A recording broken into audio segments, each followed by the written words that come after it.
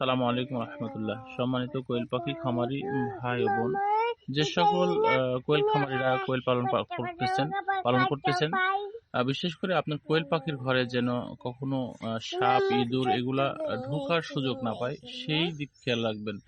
এগুলা ঢুকলে আপনার নানান ধরনের সমস্যা হয়ে যাবে।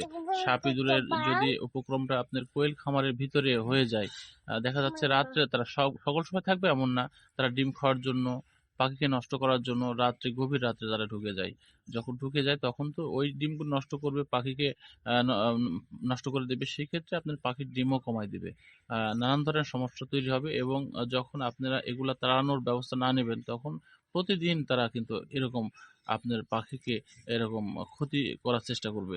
যার জন্য এদিকে আপনারা খেয়াল করে রাখবেন, সাপ ইঁদুরগুলা যাতে আপনার কোয়েল ঘরের মধ্যে না প্রবেশ করতে পারে। সেক্ষেত্রে ছিদ্রগুলা ভালো করে বন্ধ করে রাখবেন। বিভিন্ন জায়গায় ছিদ্র থাকে, ফাঁকা থাকে, এগুলা দিকে খেয়াল রাখবেন। আসসালামু আলাইকুম।